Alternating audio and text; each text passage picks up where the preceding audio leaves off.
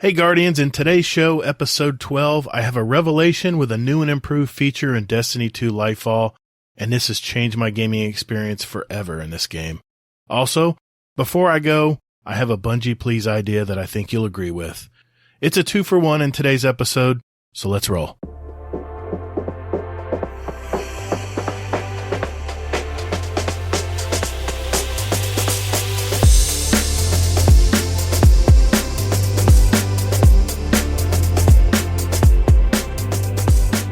Hey Guardians, welcome to the Destiny Help Desk podcast, a show that's designed to help you with the little bits of the Destiny 2 online game.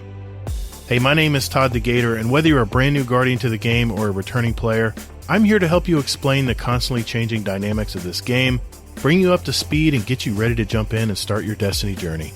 This is the audio component to my YouTube channel, which is Todd the Gator, 2 Ds and G-A-T-R, or you can visit youtube.com/@ToddTheGator.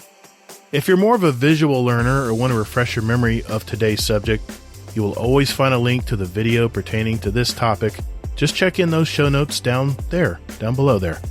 If you have any questions for me that I might answer on the show at a later time, please email me at toddthegator@gmail.com, or you can send me a voicemail with your question at speakpipe.com/Destiny Help Desk. All of these links will be in the show notes down below as well. There are no stupid questions in Destiny, so if you need answers, please don't hesitate to send them my way. This podcast is here to serve you, and who knows, your question just might help a fellow newer Guardian out there. You can also DM me on Twitter at Todd the Gator as well.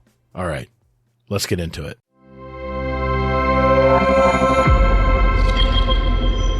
Hey Guardians, it's Todd the Gator here, and I wanted to talk about something that has vastly improved since the Lightfall expansion was released. In the past, this aspect of the game felt clunky, and some Guardians just passed over this feature of the game. What am I talking about? It's build crafting. I know, some of you out there are saying, Gator, this has always been a thing, man, and yes it has. But now more than ever, build crafting is actually fun to do in the game. Instead of the slog of trying to figure out what worked with what, making builds in Destiny 2 is pretty cool. There have been many improvements to how you make a build now. When the first aspect and fragment system arrived with the new stasis subclass in the Beyond Light expansion, there were so many options and available combinations to make a build work. But I never used it. Why? Well, the system seemed overly complicated, and once you added in the weapon and armor mod system, which back in those days, you had to slowly acquire those mods in time. I just decided to stick with my trusty Void Warlock subclass that I used ever since Destiny 1 came out. For the stat nerds among us, it was a stat building game and it created some crazy good builds. But to this pleb that just wanted the looties and shooties, I was good with my basic setup and never thought I needed these little enhancements. Now I can hear some of you out there saying, Gator, I'll just click and copy the dim link that most content creators post in their descriptions of their build videos. And yes, I've also done that. But if you don't know why those combinations are used, in my opinion, it begins to take the fun out of the game. Here are some improvements that Bungie has made and why you should jump in now and start making your own builds. First, Bungie gave us a huge quality of life improvement and has now made it possible for any of your seasonal artifact mods you've selected to be automatically applied when the situation calls for them. There's a catch though. You can only pick 12 of them at the time of this video, but Bungie is making changes to that as well in Season 21. Second, if you are a Crucible player, helmet targeting mods can step up your 1v1 gunfights to the next level. In the past, you would have to choose the gun type with different slot requirements and hope you had enough armor slots to use. I remember 5 slots for a sniper targeting mod? Really? But now, just pick the weapon element and it's done. It's a fixed amount of slots and takes the guesswork out of swapping out weapons on the fly. The third improvement is the armor mods themselves. Remember when you had 3 different kinds of mod families like Charge with Light, where you were picking up orbs, Well of Light, elemental wells would drop from matching elements of your gun or subclass, and finally Warmind cells, which were red glowing orbs that would fall from enemies, and you could do various things with them, but you had to use a certain Warmind based weapon from that era. Now it's just about orbs of power. Everything in the mod game is tied to just picking up that little orb of power. So it eliminates the confusion of having the wrong mods equipped, especially in PvP, where well and more mind cell mods were disabled. A couple other things here. Gone are the elemental armor types and the elemental mods that went with them. Also, the aspect and fragment system is now the system for all of your subclasses, so no more predetermined skill trees. Just choose your super, find the aspect that works for you, and the fragments fully explain what benefits you'll receive from using them. And there are no wrong ones to use. Whatever you value in the game is what you should choose. There is still, of course, that synergy, but you don't get punished for it. The reason I made this episode is because, like many parts of this expansive game, you don't really know what you're missing until you try it. And once I actually tried to make builds on my own, I didn't realize how creative I could become, and also tailor my builds to fully benefit my playstyle. This also was a topic of discussion on our sister podcast, Guardian Downcast, and it inspired me as well to help other Guardians out there who were too intimidated or just didn't want to put in the time to learn. Shooties and looties, right? I see you out there. Now, I don't normally create build episodes, as there's plenty of other content creators that do a wonderful job of that. But I just want to walk you through one of my builds and the thought process behind it and show you how incredibly easy it is to put one together. Here, I'm going to give you a sample build that I use on the regular in PvP.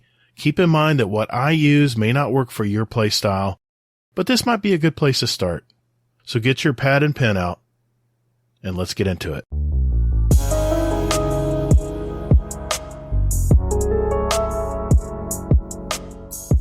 Hey Guardians, just a quick announcement that I've achieved my first goal of reaching 1,000 new and returning Guardians out there on my YouTube channel as subscribers, and it continues to grow every day. In fact, I've surpassed the 2,700 Guardians mark who have subbed to my channel thus far. My goal is to reach 5,000 by the end of the summer, so please help me in that endeavor if you haven't already. And I wanted to thank you for your support, and hopefully the videos I've released thus far have given you some clarity in traversing all the little things of this Destiny 2 game. As the latest Destiny 2 annual expansion has been released, Lightfall, my goal will be to continue to help new and returning Guardians out there tackle the next iteration of the Destiny universe story and activities. But I'm also going to add some more opinion pieces in there as well. Let me know what you think about those. And of course, don't forget my live streams. So keep an eye out on my YouTube channel for these videos, and the audio components of them will also be released here, right here, on this podcast as well in the future. So if you haven't already subscribed to my YouTube channel, Todd the Gator, what are you waiting for? Jump in there and follow the channel, hit that notification bell so you'll be alerted to those videos when they first arrive. So thanks. I also wanted to mention that you can now become a channel member directly to support my content. It's super easy to do. Just click that join button below the video and it will explain the rest. If you become a channel member, you'll receive a special channel member badge that will be visible whenever you comment on my videos, and also when in my live streams on YouTube. There will be a member-only chats on live streams on occasion, and your comments will be highlighted as well. So do me a solid and sign up to be a channel member. Think of it as buying me a shot at the bar once a month, just to say thanks. I appreciate you.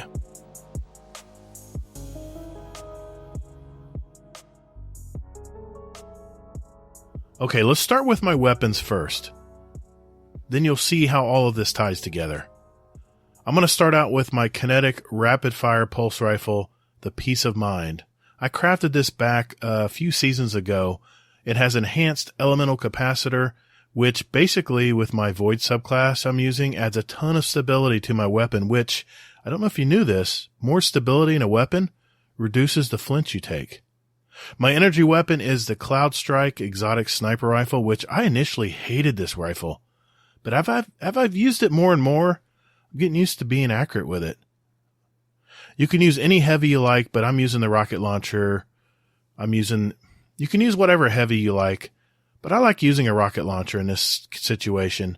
I'm using the Iron Banner Roar of the Bear with Impulse Amplifier and Incandescent, as it has a very high blast radius. You can use any heavy weapon you like, but I'm using a rocket launcher in this situation. I'm using the Iron Banner Roar of the Bear with Impulse Amplifier and Incandescent, as it has a very high blast radius. First off, let me preface this by saying that if you want to maximize your gains in PvP, I strongly suggest masterworking all of your armor, as it'll give you 10 available slots to apply mods, and you'll get a +2 to all of your traits. In other words, mobility, resilience, recovery, discipline, intellect, and strength. Okay, so now that I have my weapon selected, I begin from the top down, starting with my helmet armor. In PvP, targeting mods are king when dueling those 1v1s. So I use a kinetic targeting mod, which is 3 armor slots for my pulse rifle, an arc targeting mod for my sniper rifle, which is also 3 slots. That leaves me with 4 slots left to apply a resilience mod that adds +10 to my overall resilience. With me so far? Alright. Next are my gauntlets. I start off by applying a kinetic loader, which requires 3 armor slots and allows my pulse rifle to reload faster, as it'll be my main weapon in use. Next is an arc dexterity mod, which increases my handling of my sniper rifle and costs 3 slots. I also add a momentum transfer mod in which causing damage, not a kill, with a grenade reduces my charged melee cooldown. Then finally, I add a minor resilience mod that costs 2 slots and adds +5 to my overall resilience. Alright, you may be asking yourself, why is he adding only a minor resilience mod? Well, in this game, Bungie rounds down to the nearest whole 0 value when adding Guardian traits. So because I only needed 5 more resilience to get to the next close to 0 value, in other words 83 or tier 8, adding a full +10 would not get me any additional benefit. That would be 88, which still equals tier 8 or 80. Got that? Awesome. With my chest armor, I have decided to add unflinching kinetic aim, which further adds to my flinch resistance, is also 3 slots, of my pulse rifle. Remember, my stability already adds some of that to it, so this is even more flinch resistance.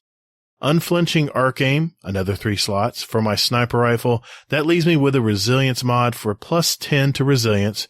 Remember, I'm at an even number now, so +10 adds a whole tier at a time. My leg armor, I add mods that give me benefits when I pick up orbs of power. So first, Innervation, which is 1 slot, to reduce grenade cooldown. Absolution, 3 slots, that reduces all ability cooldowns when picking up an orb. And finally, another Innervation mod. What you'll find is some of these mods will actually stack and provide greater benefits when using more than one. But keep in mind, there is a reduced benefit at some point. And another resilience mod to add another +10, 1 more full tier of resilience to my overall character. Lastly, we have our class armor. For Warlocks, it's called Bonds, in which I've added a general cooldown reduction mods that do not require me picking up an orb of power, like Bomber, which reduces my grenade cooldown. Distribution, all abilities reduced cooldown when using your class ability near enemies. That would be my Rift for Warlocks. And Outreach, which reduces powered melee cooldowns whenever I use my class ability, or my Rift anywhere. That's it. It sounds complicated, but once you dive in, it's very intuitive. Total, I have 71 mobility, tier 7. I know on a Warlock I don't need it, but I like the faster strafe speed for gun battles. Remember, I'm centering this entire build on those 1v1 gun battles in Crucible. 83 resilience, tier 8. 54 recovery, how fast my shields return to full after taking damage. Now you're saying, wait, Gator, why not add more recovery as it'll reduce your Rift cooldown as a Warlock?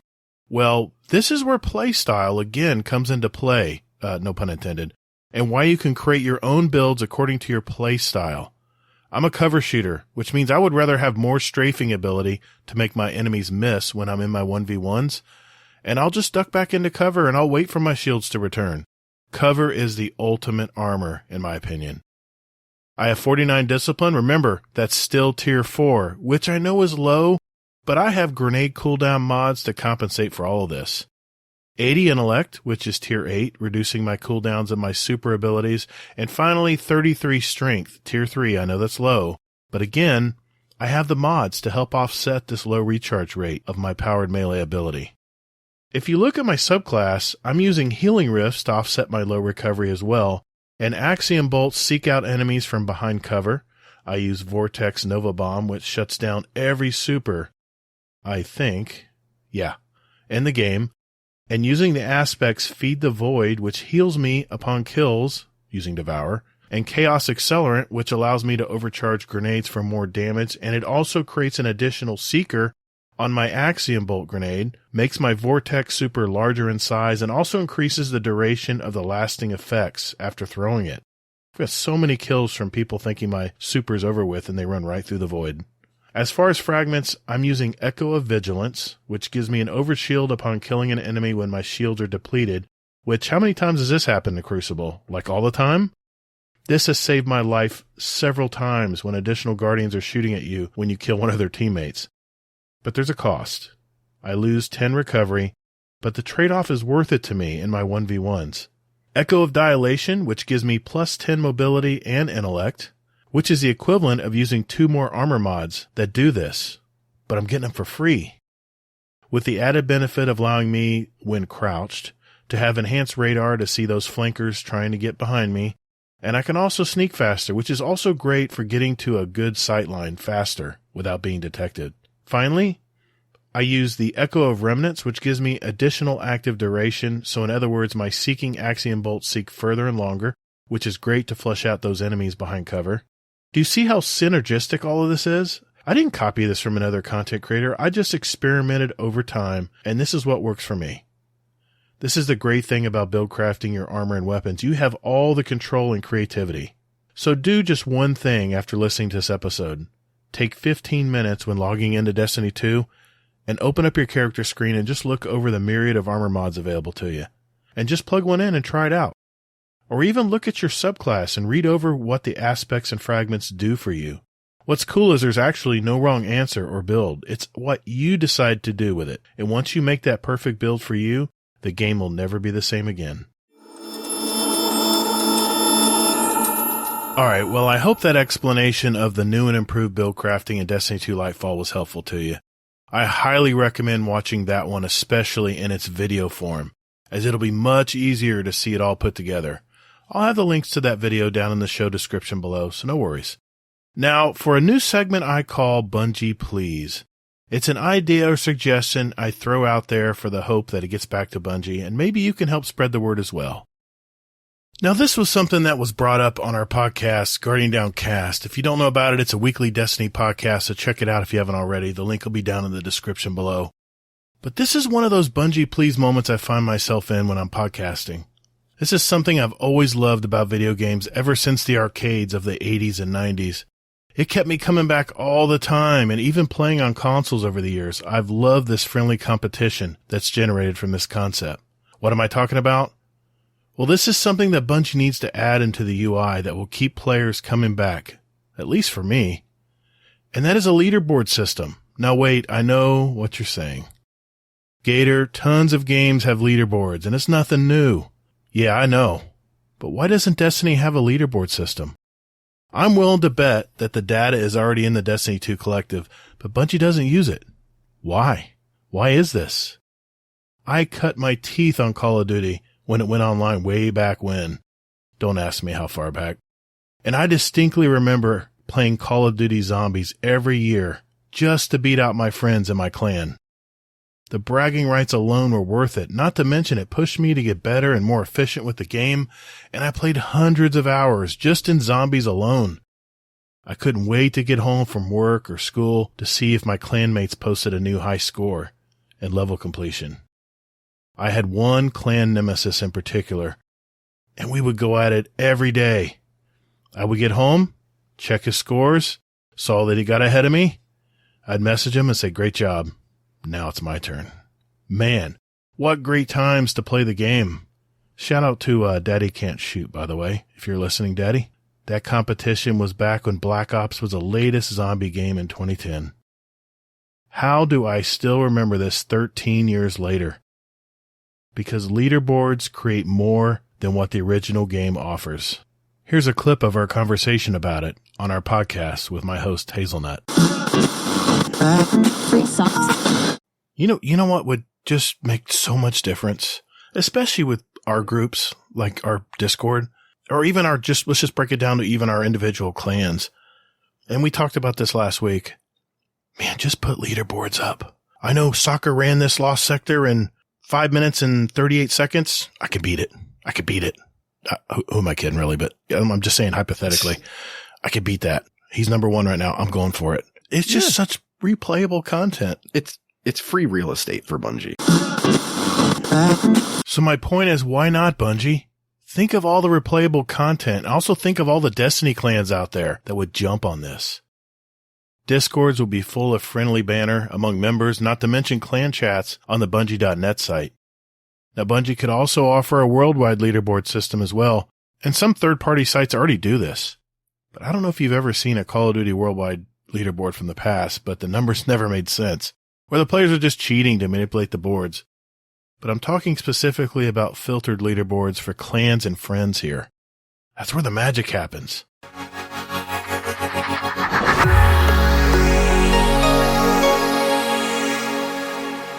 Hey, thanks for listening to this episode. My next episode will be all about another little thing you might want to know in this game we all love. Just a reminder that if you want to join our community, go to discord.gg/GuardianDowncast. That's where my longtime friend Hazelnut and I have another Destiny 2 podcast for new and veteran Guardians alike, where we interview content creators and community members to discover their story and journey in Destiny. We also talk about the current issues in the community and game and go over the latest news from Bungie. This sounds like something you might want to check out. The link will be in the show notes down below as well. Lots of quick little links down there, so check them out. Finally, if you have a question relating to the show that you want answered, you can email me at toddthegator@gmail.com or send me a voicemail at speakpipe.com/DestinyHelpDesk. I want to help you out, so let's hear them. Lightfall is here, and there's a lot to do. Thanks again for your time, and later, Guardian.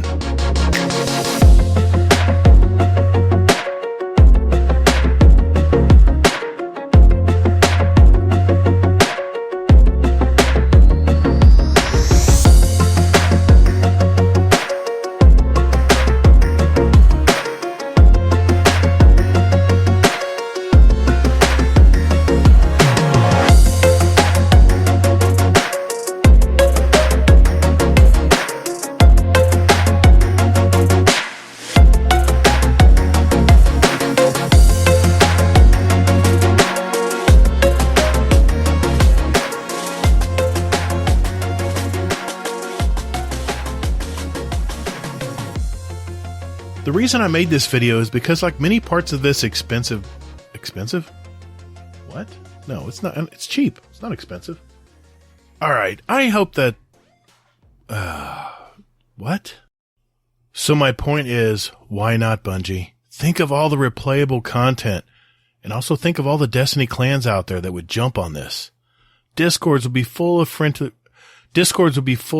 banter among members, not to mention clan chats on the best...